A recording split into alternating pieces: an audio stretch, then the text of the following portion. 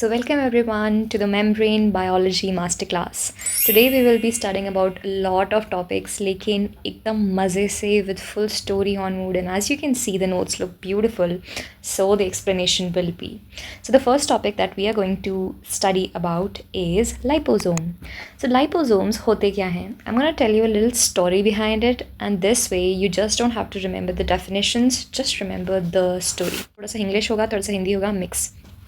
सो liposomes जो होते हैं these are drug delivery trucks. तुम इमेजिन करो कि तुम एक ड्रग है, ठीक है, और उस ड्रग को बॉडी के अंदर जाना है. ड्रग को बॉडी में जाने के लिए it needs to sit in a car, and that car will be some double membraned lipid structure, and that is liposome. It's like a vesicle structure है ये. और वेसिकल स्ट्रक्चर में हम ड्रग को क्यों डालते हैं? इसलिए डालते हैं ताकि वो बॉडी के अंदर जाए और फिर जाकर इंटेस्टाइन में जाकर डाइजेस्ट हो. तो ड्रग को हम डालेंगे लाइपोसोम के अंदर और ये लाइपोसोम इंटेस्टाइन्स में जाएगा और वहाँ जाकर डाइजेस्ट होगा. यूजुअली इन लाइपोसोम्स का काम होता है ड्रग डिलीवरी का काम होता है, ठीक है, और स्टमक में लिपिड्स आसानी से डाइजेस्ट नहीं होते हैं. That is why liposome use किया जाता है. ये सेफली ड्रग को प्रॉपरली डिलीवरी बॉय का काम अच्छे से करते हैं. Second thing is micelles. Micelles क्या होते हैं? दीज आर सोप फॉर्मेशन में माइसिलीज यूज़ होते हैं. माइसिलीज सिंगल फैटी एसिड हेड्स होते, like one fatty acid chain से बने हुए होते हैं. तो एक हेड है यहाँ पे, बाई लेयर नहीं है जैसे यहाँ पे दिख रहा है आपको. तो यहाँ पे सिर्फ सिंगल लेयर है एंड इनका हेड बहुत ज़्यादा बड़ा होता है, इसलिए इसके अंदर आप देख सकते हो कि हेड बहुत ज़्यादा बड़ा है और सिर्फ एक इसकी टेल है. And just because only one tail is there, and that is why ये सिर्फ बाई लेयर फॉर्मेशन नहीं कर पाता है, ये सिर्फ और सिर्फ सिंगल लेयर फॉर्मेशन कर पाता है. तो समवन इफ आस्क यू कि भाई बाई लेयर क्यों नहीं बना पा रहा है, तो आप बोल सकते हो कि क्योंकि इसके हेड में सिर्फ एक ही फैटी एसिड चेन है, इसलिए हेड बड़ा हो गया है. मतलब बड़ा तो क्या हो गया, वही सेम साइज़ है बट एक ही फैटी एसिड चेन है, इसकी वजह से fatty acid chain being hydrophobic अंदर की तरफ रहता है. That I already explain you before classes, लेकिन फिर भी कोई बात नहीं, फिर से बता देंगे. हाइड्रोफिलिक हेड होता है इसमें, ठीक है. So this is how soap formation happens, and you can just see this की पॉइंट्स, लाइक ये सिंगल फैटी एसिड लेयर है, हेड आउटसाइड है, टेल इनसाइड है, and all this thing. This one is very interesting. आपको exam time में बहुत अच्छे से याद रखना है कि लाइपोसोम जो है वो एक डबल वॉल्ड हाउस है. डबल वॉल्ड हाउस यानी कि एक बाहर की तरफ भी है और एक अंदर की तरफ भी है. So it's like 2 layers. और माइसलीस एक छोटा सा पतला सा टेंट हाउस जैसा है, because it is very thin basically एक ही लेयर है इसमें, इसलिए. Next up we are going to lipid rafts. So lipid rafts का क्या काम होता है? लिपिड ड्राफ्ट्स एक वीआईपी आइलैंड्स होते हैं. इमेजिन एक बहुत अच्छी सी सी है और सी के अंदर एक छोटा सा आइलैंड है. This island is actually lipid draft. इसको बहुत सारे लोग बोलते हैं इट्स लाइक यू नो कुछ बहुत ज़्यादा, जैसे आपके पास में एक सूप है और सूप में कुछ वेजिटेबल्स हैं, तो ये वो वेजिटेबल है जो कि पॉप आउट कर रहा है. And this is like plasma membrane, एक तरह से आपका ओशियन है, और वहाँ पे एक लिपिड ड्राफ्ट, एक तरह से जो लिपिड्स हैं वो एग्रीगेट कर चुके हैं. कौन कौन से लिपिड ड्राफ्ट में होते हैं? So you can see in this structure. इस स्ट्रक्चर के अंदर कोलेस्ट्रॉल होगा, स्फिंगोलिपिड होगा, ग्लाइकोस्फिंगोलिपिड होगा और स्फिंगोमाइलिन होगा. तो सारे के सारे स्फिंगो से रिलेटेड है और एक कोलेस्ट्रॉल है. याद रखना इनका काम क्या होता है, 3S से याद रखना. सिग्नलिंग में यूज़ होते हैं, सेल सिग्नलिंग में, सॉर्टिंग में यूज़ होते हैं, प्रोटीन टारगेटिंग और स्वॉलोइंग यानी कि एंडोसाइटोसिस. तो ये बेसिकली लिपिड ड्राफ्ट्स क्या होते हैं, हमारी मेम्ब्रेन के ऊपर प्रेजेंट कुछ एक तरह से एग्रीगेशंस होते हैं हमारी प्लाज्मा मेम्ब्रेन के ऊपर प्रेजेंट. Next is कैवियोले. तो कैवियोले क्या है? Caveolae is also a type of lipid raft आप कह सकते हो, ठीक है. कैवियोले लिटिल केव से नाम रख लो आप. कैवियोले मतलब एक केव सी बन गई हमारे प्लाज्मा मेम्ब्रेन के ऊपर, ठीक है. और बेसिकली हमारी प्लाज्मा मेम्ब्रेन के ऊपर ये एक केव सी बन गई है. इस केव का नाम ही हमारा कैवियोले है और इसका काम क्या होगा, एंडोसाइटोसिस. बेसिकली सेल के अंदर कुछ चीज़ों का अंदर की तरफ एंट्री होना. यहाँ पे केव का काम है कैवियोले का, और जो प्रोटीन कैवियोलिन जो इसके अंदर मेनली इंपॉर्टेंट रोल प्ले कर रहा है उसका नाम है कैवियोलिन प्रोटीन. सो एक टाइप का लिपिड ड्राफ्ट ही है caveolae. Next is saturated versus unsaturated fatty acids. Saturated fatty acids को ना तुम लोग ऐसे इमेजिन करो जैसे कि शहद है, या फिर तुम ऐसे समझ लो कि तुम्हारी जो बेस्ट फ्रेंड्स होते हैं ना, जो हमेशा एकदम साथ में रहते हैं, वैसे हैं सैचुरेटेड फैटी एसिड. तो शहद में भी क्या होता है, एकदम थिक कंसिस्टेंसी होती है और सारे मॉलिक्यूल्स एक दूसरे एकदम चिपके होते हैं. तो वैसे यहाँ पे कोई डबल चेन नहीं है, एकदम स्ट्रेट चेन है, डबल बेंड नहीं है, सॉरी डबल बॉन्ड नहीं है, और इसमें एकदम स्ट्रेट चेन है, कोई भी बेंडिंग नहीं है. So don't focus too much about the structure, just understand कि क्या हो रहा है यहाँ पे. अब इसमें क्या है कि एज यू कैन सी, थोड़ा सा ध्यान से देख लेंगे, फैटी एसिड जो चेन है, फैटी एसिड चेन में कोई डबल बॉन्ड नहीं है, डबल बॉन्ड नहीं है तो सारे के सारे स्ट्रेटली है, ठीक है। तो आपके जितने भी सारे दोस्त हैं, you can see for example ये आपका दोस्त है, ये आपका दोस्त है, ये आपका दोस्त है, ये भी आपका दोस्त है, और ये सारे के सारे बहुत अच्छे दोस्त हैं, तो एकदम पास पास में अटैच होते हैं। वहीं जो अनसैचुरेटेड फैटी एसिड होता है उसमें दोस्तों में है दुश्मनी। तो यहाँ पे, अच्छा यहाँ पे बना देती हूँ, यहाँ पे देखो ऐसे ऐसे दूर दूर है, इनकी जो ये डबल बॉन्ड्स है ना, इनकी वजह से इनकी जो ये टांगें हैं ये ऐसे फैली हुई हैं, तो they are not very close to each other. So thereby अब आप समझ सकते हो उसको कि सैचुरेटेड फैटी एसिड है, इसका मतलब ये एकदम क्लोजली होंगे, इंटरेक्शन भी स्ट्रॉन्ग होगा, ठीक है, और पास पास भी रहेंगे, पैकिंग भी स्ट्रॉन्ग होगी। और मेल्टिंग पॉइंट क्या होगा, जस्ट इमेजिन। तो इनको पिघलाने के लिए हमको बहुत ज़्यादा कोशिश करनी पड़ेगी कि इनको दूर लेके जाना है, तो बहुत ज़्यादा मेहनत लगेगी। इनको दूर ले जाना इज़ वेरी वेरी ईजी, तो इनका मेल्टिंग पॉइंट भी बहुत ज़्यादा हाई होगा, इनका मेल्टिंग पॉइंट बहुत ज़्यादा लो होगा, ठीक है। अब अनसैचुरेटेड फैटी एसिड्स के अंदर बहुत सारे डबल बॉन्ड्स होंगे, इसलिए इनका इंटरेक्शन भी बहुत ज़्यादा वीक होगा। इंटरेक्शन वीक होगा तो पैकिंग भी बहुत ज़्यादा लेस होगी, और इनको दूर करने के लिए हमें ज़्यादा मेल्टिंग पॉइंट की ज़रूरत नहीं है, बहुत कम मेल्टिंग पॉइंट की ज़रूरत है। तो जस्ट इमेजिन लाइक ये एकदम ना लिक्विड ही है, जैसे वाटर है, और ये है जैसे Honey. Also you can imagine कि ये तुम्हारे बेस्ट फ्रेंड्स हैं जो एकदम टाइटली पैक्ड रहते हैं, और ये वाले हैं not so good best friends जो बिल्कुल एक दूसरे से दूर रहना ही ज़्यादातर पसंद करते हैं, they like that. So this is what the trick also say saturated it's like soldiers जो एकदम सीधे सीधे खड़े एकदम पास पास में हम साथ साथ रहेंगे, और unsaturated fatty acids like party people जिनको किसी को मतलब नहीं, एक दूसरे से दूर दूर रहेंगे, just like that. So next is melting point. So melting point की क्या स्टोरी होती है, अब as I already told you, जो भी सैचुरेटेड फैटी एसिड्स होते हैं इनको पिघलाना इज़ वेरी मुश्किल, तो इसलिए इनका मेल्टिंग पॉइंट भी बहुत ज़्यादा होगा, इनको बहुत ज़्यादा टेम्परेचर लगेगा एक दूसरे से दूर जाने के लिए। सैचुरेटेड फैटी एसिड की स्टोरी अलग है, ये वैसे ही एक दूसरे से दूर है, इनको ज़्यादा टेम्परेचर की जरूरत नहीं है, एक दूसरे से बिल्कुल दूर वैसे ही भाग जाने वाले हैं ये, ठीक है। This is what is written. Next is fluidity. अब फ्लूइडिटी भी आप समझ ही जाओ कि सैचुरेटेड फैटी एसिड मैंने बताया था, शहद को इमेजिन करो, तो वो क्या फ्लूइड होता है क्या, नहीं होता ना। सो इट्स लाइक अ बस जिसमें सारे लोग एकदम पास पास में पैक्ड हैं और बिल्कुल भी मूव नहीं कर पा रहे हैं। अनसैचुरेटेड फैटी एसिड के अंदर जैसे water as I explain you, तो ईजिली मूव कर रहा है, एक बस है जिसमें सब लोग आराम आराम से एक दूसरे के दूर दूर बैठे हैं, तो आसानी से मूवमेंट भी हो सकता है। This is what is written, but a saturated and olive oil unsaturated fluid के अंदर आ जाता है। अब एक और इम्पॉर्टेंट चीज़ वो है कि जो भी हमारे लिपिड मॉलिक्यूल्स होते हैं इनके बीच में यहाँ पर जो बॉन्ड होता है, दिस इज़ हाइड्रोफोबिक इंटरैक्शन। कहाँ पे जो बॉन्ड हो रहा होता है, यहाँ पर जो प्रेजेंट है वो वाला बॉन्ड है हाइड्रोफोबिक इंटरैक्शन। वहीं इफ़ यू सी जो हेड्स हैं यहाँ पे हाइड्रोजन बॉन्ड फॉर्मेशन देखने को मिलता है, ठीक है। अब एक और बहुत ज़्यादा इंपॉर्टेंट चीज़ वो है कि अनसैचुरेटेड फैटी एसिड्स जो हैं these are of two types, ठीक है। एक वाला है जिसका नाम है सिस और दूसरे वाले का नाम है trans. I know my handwriting is beautiful. तो जो सिस फॉर्म होता है उसमें कैसा स्ट्रक्चर होता है, जैसे CH2 हो गया, यहाँ पे C double bond C CH2। अब इसमें क्या होगा, सिस फॉर्म में यहाँ पे भी एक हाइड्रोजन ऐड है, यहाँ पे भी हाइड्रोजन ऐड है। अब हाइड्रोजन एक इस वाले के ऊपर एडिड है, इस वाले के ऊपर, और एक इस वाले पे एडिड है। यहाँ पे आप इमेजिन कर लो, यहाँ पे मैंने हाइड्रोजन लिख रखा है, ठीक है। तो क्या होगा कि ये आसानी से जो ये है यहाँ पे मूव करेगा, ठीक है, तो आसानी से बेंडिंग हो सकती है, आसानी से किंग फॉर्मेशन हो सकती है। क्या स्टेरिक हिंड्रेंस होगी, नहीं भाई, स्ट्रक्चर में ही ऐसा है कि यहाँ पर कोई भी तरह की स्टेरिक हिंड्रेंस हो ही नहीं सकती, ठीक है। अब इसलिए किंग फॉर्मेशन सिस फॉर्मेशन के अंदर हो जाएगा। वहीं जो नेक्स्ट वाला है ट्रांसफॉर्म में एक हाइड्रोजन यहाँ पे प्रेजेंट होता है और दूसरा हाइड्रोजन यहाँ पे प्रेजेंट होता है, इस C से यहाँ पे बाउंड होता है। तो जब ये घूम के यहाँ आएगा तो स्टेरिक हिंड्रेंस आएगी, और स्टेरिक हिंड्रेंस आएगी तो किंग फॉर्मेशन नहीं हो पाएगा। इसीलिए हमेशा हम देखते हैं कि जब इंटरैक्शन होता है तो सैचुरेटेड जो फैटी एसिड्स होते हैं इनके अंदर सबसे ज़्यादा इंटरैक्शन देखने को मिलता है, क्योंकि बहुत पास पास में होते हैं, बिल्कुल भी इनमें मूवमेंट नहीं होता, बिल्कुल भी फ्लूइडिटी नहीं देखने को मिलती है। फिर इसके बाद में आते हैं ट्रांस, जिनके अंदर भी बहुत कम ही मूवमेंट होता है। आप देख लो इस तरह से है, ठीक है। और जो सैचुरेटेड फैटी एसिड्स हैं ये तो मैंने कहा कि इस तरह से, और जो ट्रांसफॉर्म तो ये वाला हो गया, ठीक है। और सिस फॉर्म जो है वो तो बहुत ज़्यादा बिगड़ा हुआ इस तरह से है, मतलब तुम देख लो कि इतने ज़्यादा दूर दूर हैं इसके टांग, ठीक है। तो यहाँ पे बिल्कुल दूर दूर है तो खुला फुल मूवमेंट है, फुल फ्लूइडिटी है, एवरीथिंग इज़ फ्री। तो इंटरेक्शन के मामले में सिस सबसे ज़्यादा होता है, इंटरेक्शन कर रहा होता है। फिर उसके बाद में ट्रांस, यहाँ पे ट्रांस लिख दो, यहाँ पे ट्रांस है। और फिर उसके बाद में जो सबसे कम इंटरेक्शन, सबसे ज़्यादा इंटरेक्शन होता है ट्रांस में, सबसे ज़्यादा इंटरेक्शन होता है सैचुरेटेड में, फिर ट्रांस में, और सबसे कम इंटरेक्शन हो रहा होता है सिस में, क्योंकि ये ऑलरेडी स्ट्रक्चर्स बहुत बहुत ज़्यादा एक दूसरे से दूर होते हैं। इसलिए एक और बहुत इंपॉर्टेंट चीज़ है, जो सैचुरेटेड फैटी एसिड्स होते हैं और अनसैचुरेटेड फैटी एसिड्स होते हैं, इनमें एक बहुत ज़्यादा इंपॉर्टेंट PYQ आया है। So kindly remember that thing, ये कॉन्सेप्ट याद रख लो, हो सकता है कहीं रिपीट हो जाए। तो सैचुरेटेड एसिड में एक आता है मिरिस्टिक एसिड, एक आता है पाल्मिटिक एसिड, एक आता है स्टेरिक एसिड और एक आता है आरेकेडिक एसिड।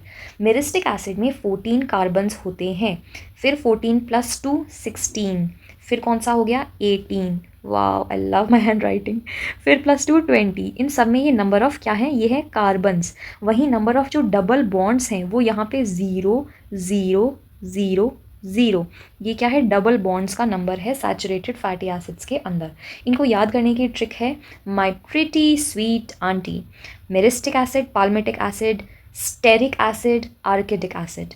नेक्स्ट है अनसैचुरेटेड फैटी एसिड, इसमें आता है मेरिस्टियोलिक एसिड, ये मेरिस्टिक एसिड ये बस ऑलिक आ गया, palmitoleic acid, next oleic acid, linoleic acid, linolenic acid, arachidonic acid. इसमें क्या होता है 14 कार्बन्स, फिर +2 16 +2 18। अब लिनोलिनिक और लिनोलिक दोनों ही 18 18 रखते हैं, ये भी 18 है, इसका भी 18 है, और जो लास्ट एरेकिडोनिक एसिड है इसमें 20 कार्बन्स होते हैं, तो कार्बन के नंबर्स हो गए। अब बात करते हैं डबल बॉन्ड की, तो इसमें एक होगा, मिरिस्टिक एसिड में, पाल्मिटिक एसिड के अंदर भी एक होगा और ओलिक एसिड में भी एक होगा। लिनोलिनिक और लिनोलिक एसिड्स में दूसरे दूसरे होंगे, जैसे कि ये जो डबल बॉन्ड की नंबर है वो लिनोलिक एसिड के अंदर आ जाएगा 2, लिनोलिनिक एसिड के अंदर आ जाएगा 3 और आरेकिडिक एसिड के अंदर आ जाएगा 4। So now you can completely imagine कि इनमें इतने ज़्यादा डबल बॉन्ड हैं, आरेकिडोनिक एसिड में तो इतने ज़्यादा डबल बॉन्ड हैं, so you know it's like already very खुला खुला, तो ये पक्का सिस फॉर्म होगा, ठीक है, दूर दूर है सब कुछ, तो इसका मतलब किंग्स बहुत ज़्यादा होंगी। और वहीं यहाँ पे तो डबल बॉन्ड है ही नहीं, तो बिल्कुल भी किंग यहाँ पे नहीं होगा। तो इस तरह के क्वेश्चन आ सकते हैं, यार कहाँ सबसे ज़्यादा डबल बॉन्ड है, ठीक है, तो आप बता दो कि कौन सबसे ज़्यादा मूव करेगा, तो ऑफकोर्स मूवमेंट में तो जीतेगा यही वाला और सबसे कम मूवमेंट इसका होगा। तो इस तरह के question you can find in the exam. Also जो मैंने अभी कॉन्सेप्ट समझाया कि जितने ज़्यादा डबल बॉन्ड होंगे, क्या जितने ज़्यादा डबल बॉन्ड जहाँ पे होंगे, जैसे ये डबल बॉन्ड आ गया है ना, तो मतलब ऐसे king king king king king, एक तो किंग की स्ट्रक्चर है बहुत ज़्यादा, तो उसमें फ्लूइडिटी ज़्यादा होगी कि कम, सीधी सी बात है, जिसमें ज़्यादा किंग होंगे वो आपस में दूर दूर दूर दूर रहेगा, तो फ्लूइडिटी भी बहुत अच्छी क्वान्टिटी के अंदर ही रहेगी, ठीक है। ये जैसे फॉर एग्जाम्पल ये हेड्स हैं, ठीक है, तो दूर दूर रहेंगे, और जिसमें कम डबल बॉन्ड है, जो एकदम स्ट्रेट है, जैसे ये वाला स्ट्रक्चर हो गया, तो इनमें फ्लूइडिटी कम होगी, इंटरेक्शन बहुत ज़्यादा हो रहा है, यहाँ पे किंग है ही नहीं, यहाँ पर इंटरेक्शन इतना ज़्यादा है, फैटी एसिड की जो चेन की लेंथ होती है उस पर भी बहुत असर करता है। तो आप इमेजिन करो कि लंबी सी चेन है, ठीक है, लंबी सी चेन ज़्यादा इंटरैक्ट करेगी, वहीं जिसकी चेन ही छोटी है, अरे भाई जिसकी चेन ही छोटी वो क्या ही इंटरैक्ट कर लेगा, जस्ट इमेजिन अबाउट दैट, है ना। तो this is how it is, ठीक है। मैं यूल बी लाइक कि लिखा क्या है, मैं समझा क्या रही हूँ, I know, that's why always I say कि मेरी क्लास में just focus on the voice not on the screen. This is what I can tell you कि शॉर्ट फैटी एसिड चेन होगी, जितनी छोटी छोटी चेन होगी उनके अंदर इंटरेक्शन होगा ही नहीं, किंक बहुत ज़्यादा होंगे तो भी इंटरेक्शन नहीं होगा। वहीं अगर लॉन्ग लॉन्ग होगी, ठीक है, स्ट्रेट चेन्स होंगी, तो उनके अंदर इंटरेक्शन भी अच्छा खासा होगा, ठीक है। So finally I am going to explain whatever is on the screen. हम ट्रांजिशन टेम्परेचर के बारे में बात करेंगे। ट्रांजिशन टेम्परेचर आप ये समझ लो कि एक ऐसा टेम्परेचर है जो कि आपको लिक्विड स्टेट में कन्वर्ट करवा देगा, ठीक है, एक जेल स्टेट है जिसको कन्वर्ट करवा देगा लिक्विड स्टेट में। बेसिकली लोग कहते हैं ट्रांजिशन टेम्परेचर वो टेम्परेचर है जिसके अंदर चेंजेस अकर होते हैं, ठीक है।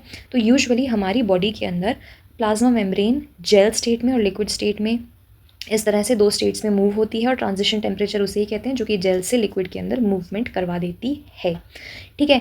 अब जो ट्रांजिशन टेम्परेचर है इसे हम डिनोट करते हैं TM से। TM is directly proportional to fatty acid length. जितनी लंबी, as I have already told you, diagram बना के भी समझा देती हूँ, जितनी लंबी चेन होगी क्या हमें उतना ही ज़्यादा टेम्परेचर रिक्वायर्ड होगा उन दोनों को एक दूसरे से अलग करने के लिए, एग्जैक्टली इसलिए ज़्यादा फैटी एसिड की लेंथ एंड देन ज़्यादा ही ट्रांजिशन टेम्परेचर होगा। वहीं जितनी छोटी छोटी चेन उतना ही टेम्परेचर हमें कम चाहिए होगा, तो दैट इज़ डायरेक्टली प्रोपोर्शनल वाला सीन आ जाता है। वहीं नेक्स्ट है TM एंड अनसैचुरेशन, मतलब ट्रांजिशन टेम्परेचर इन्वर्सली प्रोपोर्शनल होता है डिग्री ऑफ अनसैचुरेशन की। यानी कि मैं तुम्हें कह दूँ कि हमने लंबी लंबी चेन्स रखी है और उनके अंदर बहुत ज़्यादा अनसैचुरेशन भी क्रिएट कर दिया है। हम यहाँ पे डिग्री ऑफ अनसैचुरेशन देख रहे हैं, तो जितनी ज़्यादा अनसैचुरेशन होगा क्या हमें टेम्परेचर उतना कम ज़रूरत होगा, मतलब इनको दूर करना ही सबसे आसान है ना। This is like the water वाला स्टेट जिसको दूर करना बहुत आसान है, क्योंकि ये ऑलरेडी इतना ज़्यादा दूर है भाई, इनमें इतने सारे किंक है। वहीं मैं एक अच्छे बच्चों वाली क्लास लेके आती हूँ, जो तुम्हारे बेस्ट फ्रेंड्स हो, जो तुम साथ में हमेशा रहते हो एक दूसरे के इस तरह से, तो तुम लोगों को दूर करने के लिए हमें बहुत मेहनत करनी पड़ेगी भैया। तो इसलिए तुम्हारे लिए ज़्यादा टेम्परेचर रिक्वायर्ड होगा। तो वही लिखा हुआ है कि डिग्री ऑफ अनसैचुरेशन जैसे बढ़ेगा, मतलब हम इस वाले केस के बारे में बात कर रहे हैं, तो ट्रांजिशन टेम्परेचर हमें कम चाहिए। वहीं डिग्री ऑफ अनसैचुरेशन अगर बहुत कम है, यानी कि इस वाले केस में हम बात कर रहे हैं कम है, तो ये क्या होगा, ज़्यादा। This is what inversely proportional, मतलब इन्वर्सली प्रोपोर्शनल का मतलब ये होता है कि उल्टा, ठीक है। हमारी बॉडी के अंदर normally plasma membrane quasi fluid state में रहती है, यानी कि घी जैसा state, not liquid not solid. तो अब एक PYQ बहुत ज़्यादा इंपॉर्टेंट आया था, जिसे हम कहते हैं बैक्टीरियल टेम्परेचर अडेप्टेशन, जिसमें क्या होता है कि कोई भी बैक्टीरिया है, वो नॉर्मल टेम्परेचर है उसका 37 डिग्री सेल्सियस पे उगा रहे हैं, उसको मैंने डाल दिया एकदम ठंडी वाले टेम्परेचर के अंदर, तो भाई क्या वो सर्वाइव करेगा? It's very difficult. तो उसको सर्वाइव करने के लिए क्या चाहिए, उसको ऐसा क्या करना है? तो देखो, नॉर्मल टेम्परेचर था, मैंने उसको ठंडी में रख दिया, तो जस्ट इमेजिन उसकी सेल्स के साथ में क्या हो रहा होगा। उसके सेल्स जो हैं वो इस तरह से एकदम जम गए होंगे, एकदम पास में आ गए होंगे। क्या मेरे को इसको यूँ ही रखना है? नहीं भाई, ऐसा रखूँगी तो और ज़्यादा जम जाएंगी, उनके अंदर और ज़्यादा फ्रीजिंग स्टेट आ जाएगी। तो मेरे को उसको कन्वर्ट करना पड़ेगा थोड़ा सा इस केस में, कि एक तो मैं उसकी चेन को छोटा कर दूँ, ठीक है, और एक जो उसके अंदर सैचुरेशन है, ये जो सैचुरेशन जो स्ट्रेट लाइन है, उनको मैं अनसैचुरेटेड कर दूँ इस तरह की, तो ये क्या दूर नहीं हो जाएगी? एक तो छोटी, फिर ऊपर से ऐसे किंक वाली। तो ये वाला स्टेट हमें कब करना होगा? जब लो टेम्परेचर होगा। That is what is written. Short chain fatty acid चाहिए और अनसैचुरेटेड फैटी एसिड भी हमें चाहिए। वहीं अगर हाई टेम्परेचर में मैंने इस बैक्टीरिया को रख दिया, तो केस उल्टा हो जाएगा, बिल्कुल ऑपोजिट हो जाएगा। मैं कह रही हूँ हाई टेम्परेचर पे हमने रख दिया, हाई टेम्परेचर पर यानी कि ऑलरेडी जो हमारी बैक्टीरिया है, बैक्टीरिया के अंदर जो लिपिड है, वो क्या होगा, हाई टेम्परेचर, बहुत ज़्यादा गर्मी, तो एक दूसरे से वो ऑलरेडी बहुत ज़्यादा दूर है, बहुत ज़्यादा दूर है, ठीक है। अब भाई दूर रहेगी, इतनी दूर रहेगी तो पिघल ही जाएगी, ये तो सारा का सारा जो अंदर का कंटेंट है वो बाहर ही की तरफ आ जाएगा, ऐसा तो हमको चाहिए नहीं, ठीक है।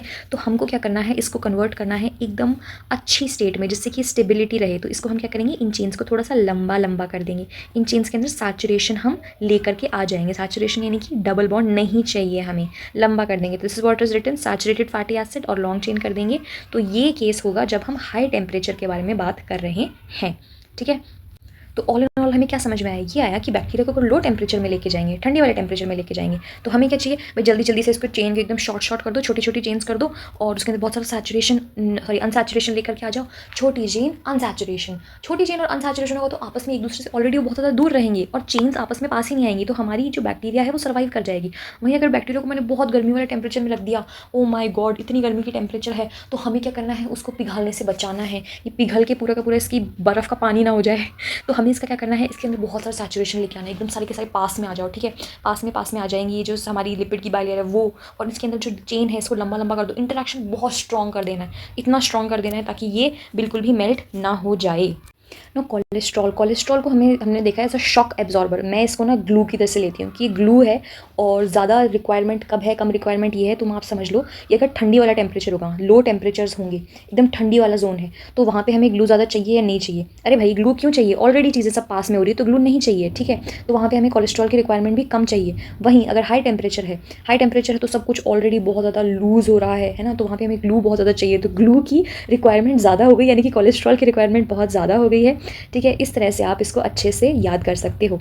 ऑल्सो कोलेस्ट्रॉल जो होता है, इट इज़ प्रेजेंट, ये जो हमारे छोटे लिपिड्स हैं इनके बीच में यहाँ पे प्रेजेंट होता है, because it is acting as a जो यहाँ पे छेद हैं, छोटे जो वॉइड्स हैं इनके बीच में, it's acting like a space के बीच में एक जगह घेरने वाला, वो है हमारा फिल करने वाला स्पेस इसको, दैट इज़ कोलेस्ट्रॉल, ठीक है। उसके बाद में इफ़ यू मूव फर्दर, तो यहाँ पे है हमारे मेम्ब्रेन मूवमेंट्स। अब जो हमने बोला कि लिपिड्स हमेशा मूव करते रहते हैं, तो सीधी सी बात है भाई, उनका किसी तरीके का मूवमेंट होगा, तो लैटरल डिफ्यूजन यानी कि ऐसे आगे की तरफ, पीछे की तरफ, जैसे रोड पे हम चल रहे हैं ना, straight side like this, rotation के अंदर ऐसे मूवमेंट होता है। जैसे आप देख लो बेली डांसर्स मूव करते हैं ना, एक ही जगह पे खड़े होकर, कभी facing towards the stage and then turning to the back and then just like that. फिर फ्लेक्शन होता है, इट्स लाइक फ्लेक्सिबल योगा कर रहे होते हैं ये, ठीक है। एक ही प्लेस पे ऊपर खड़े होते हैं, कभी इधर की तरफ टर्न होते हैं, कभी उधर की तरफ टर्न होते हैं। So it's like I show you, जैसे फॉर एग्जांपल ये है, तो ये कभी यहाँ इधर चला जाएगा, ये यहाँ इधर चला जाएगा, ठीक है। And the last one is flip flop. Flip flop बहुत ज़्यादा रेयर होता है क्योंकि इसके अंदर क्या होता है कि एक लीफलेट, जैसे फॉर एग्जांपल ये वाली लीफलेट है, इसके जो ये जो लिपिड है ये मूव कर जाएगा इस वाली लिपिड लेयर के ऊपर, तो ये इधर की तरफ मूव कर जाएगा। हो सकता है ये वाला मूव कर गया इधर की तरफ। तो this is very rare because इसके अंदर एनर्जी की रिक्वायरमेंट हो सकती है। इसके अंदर हम कह सकते हैं कि यहाँ पे जो बीच में जो स्पेस है, ये जो पोलर साइड है, सॉरी ये वाली जो नॉन पोलर साइड है और ये वाली जो पोलर साइड है, तो पोलर साइड को हमें जाना पड़ेगा नॉन पोलर साइड से। तो जो पोलर सेल साइड है उसको क्रॉस करना पड़ेगा नॉन पोलर साइड को, और फिर वो वापस पोलर साइड पर आएगा। पोलर क्या होता है? अरे भाई पोलर वो जिसको वाटर से प्यार हो, और नॉन पोलर कौन सा? जिसको वाटर से बिल्कुल भी पसंद नहीं हो। तो ये वाला जो रीजन मैं बता रही हूँ आपको, ये वाला जो रीजन है ये क्या है? सीधी सी बात है, ये है नॉन पोलर, और ये वाला क्या है? Polar region. तो इसलिए फ्लिप फ्लॉप जो मूवमेंट होता है it is very very very very very difficult. इसके सिवाय also that is very important is flippases, floppases, scramblases, जिसकी वजह से फ्लिप फ्लॉप मूवमेंट होता है। फ्लिपेजेस जो मूवमेंट होता है इसके अंदर बेसिकली आई, फ्लिप आई मतलब इनसाइड जाएगा। कोई भी चीज़ जो बाहर की तरफ है वो अंदर जाएगी, कोई भी चीज़ बाहर की तरफ है वो यहाँ पे अंदर की तरफ जाएगी। फ्लॉपेजेस यानी कि आउटसाइड, यानी कि अंदर से जाएगी वो बाहर की तरफ। और स्क्रैम्बलेजेस मतलब एकदम स्क्रैम्बल कर दो। ये वो शादी में है जो बदमाश बच्चे थे ना, कभी इधर भाग रहे हैं कभी उधर जा रहे हैं, ठीक है, एक जगह उनको चैन नहीं है, दैट इज़ द स्क्रैम्बलेजेस, ठीक है। तो ये सीन है। इसके बाद में I tell you a very interesting experiment जो साइंटिस्ट ने किया। क्यों किया? ताकि उनको एक प्रूफ मिले that proteins are able to move in the plasma membrane. वो मोबाइल है तो कैसे पता चलेगा? सो बेसिकली क्या हुआ कि उन्होंने लिया, एक ह्यूमन सेल लिया और एक माउस सेल लिया, उन दोनों को फ्यूज़ करवा दिया। जब उन्होंने उनको फ्यूज़ करवाया तो एक ऐसा सेल मिला उसको जिसके अंदर इन्होंने जो प्रोटीन्स थे, ऑलरेडी इनको प्रोटीन्स को ना टैग कराया, इसको येलो और इसको रेड। तो इसमें क्या हुआ, इन्होंने फ्यूज़ कराया, उन्होंने देखा कि ठीक है एक साइड रेड वाले जो प्रोटीन्स है वो हैं और एक साइड येलो वाले प्रोटीन्स है वो है। लेकिन 40 मिनट्स के बाद में उन्होंने क्या देखा? 40 मिनट्स के बाद उन्होंने देखा कि इधर भी रेड वाले हो गए हैं और इधर भी येलो वाले प्रोटीन्स आ गए। तो खिचड़ी सी बन गई है, हर जगह सब कुछ हो गया है, ठीक है। तो इसलिए दैट दे फाउंड कि येस प्रोटीन्स जो होते हैं दे शो लैटरल डिफ्यूजन, दे शो इंटर मिक्सिंग होती है इनके अंदर, ठीक है। इनके अंदर जो प्रोटीन्स है ये मूव कर सकते हैं। प्लाज्मा मेम्ब्रेन के जो आउटर लीफलेट पे प्रेजेंट होते हैं ये प्रोटीन्स, ये मूव कर सकते हैं, यस। उसके बाद में जो नेक्स्ट है that is another FRAP, fluorescent recovery after photo bleach का एक और एक्सपेरिमेंट परफॉर्म करा गया था। जिसमें क्या पता चला? जिसमें बेसिकली ये पता चला कि भाई हुआ ये कि इन्होंने एक ऐसा सेल लिया जिसके ऊपर उन्होंने फ़ोटो ब्लीच, सॉरी पहले फ्लोरेसेंटली ये लेबल टैग कर दिया था, फिर एकदम से फ़ोटो ब्लीच करा। तो कहीं कहीं कुछ कुछ ये जैसे प्रोटीन है, प्रोटीन का तुम सरफेस समझ लो, ठीक है। तो सरफेस के ऊपर कुछ सारे के सारे ग्रीन यहाँ पे प्रेजेंट है, ठीक है, यहाँ पे सारे के सारे ग्रीन प्रेजेंट है। तो इस एक्सपेरिमेंट में बेसिकली हुआ क्या कि फॉर एग्जाम्पल ये एक आपका सेल है जिसमें अलग अलग तरह के हमने जो भी प्रोटीन है उनको फ्लोरेसेंटली लेबल कर दिया। उसके बाद में यहाँ पर हमने फ्लोरेसेंस ऐड करी। हुआ ये कि जैसे ही फ्लोरेसेंस ऐड की कुछ प्रोटीन्स एकदम ब्लैक कलर के हो गए। बेसिकली उन प्रोटीन्स के अंदर कोई भी ग्रीन कलर का फ्लोरेसेंस अब नहीं शो रहा बिकॉज ब्लीचिंग हो गई, ठीक है। फिर थोड़ी देर बाद में रिकवरी के टाइम यानी कि कुछ देर बाद हमने देखा कि प्रोटीन्स आपस में सारे के सारे कुछ ना कुछ कलर दिखा रहे हैं। तो वो इसलिए बिकॉज जो प्रोटीन्स हैं दे हैव मूव्ड, और क्योंकि वो मूव कर गए हैं इसीलिए जो ये वाला पार्ट था अब ये बाकी प्रोटीन्स ने कवर कर दिया है आपस में मूव करके। Now they are back to covering all the section the area. So इसलिए यहाँ पे रिकवरी हो गई है। और रिकवरी का वे बेसिकली ग्राफ इस तरह से होता है, यू माइट हैव नोन कि पहले जो फ्लोरेसेंस का लेवल होता है वो इस तरह यहाँ पे दिखाई दे रहा होता है, ठीक है। फिर जैसे ही हमने ब्लीच किया तो एकदम डाउन चला जाता है, ठीक है। इतना डाउन तो नहीं जाता है बट इतना डाउन चला जाता है। फिर जैसे ही ब्लीच करने के बाद में रिकवरी होती है तो इस तरह से लेवल पे यहाँ आ जाता है। अब PY क्यों ध्यान से देख लेना कि अगर कोई इस तरह से आया ग्राफ, एक यों इस तरह से एक ग्राफ आएगा, उस पर दिखाएगा कि बेसिकली ये वाला जो हमारा लाइन है दिस शोज़ की रिकवरी बहुत ज़्यादा क्विक हो रही है। इसका मतलब जो मॉलिक्यूल है it's small and it's recovering really fast. ये वाला जो मॉलिक्यूल है इट्स वेरी स्लो, बहुत ज़्यादा स्लोली मूव कर रहे हैं, इसलिए रिकवरी इतना ज़्यादा नहीं हो रहा है। इसलिए जो टाइम में जो डिफरेंस है ना उसके ऊपर कुछ क्वेश्चंस आ सकते हैं एंड दे हैव बिन मतलब आए भी हैं, पहले भी आए हैं। एंड इसको समझाने का एक और बहुत ज़्यादा फन एंड इंगेजिंग वे ये भी आप देख सकते हो कि फॉर एग्जांपल एक बहुत बड़े एक स्टेडियम के अंदर हो, स्टेडियम के अंदर हर तरफ से लाइट्स आ रही।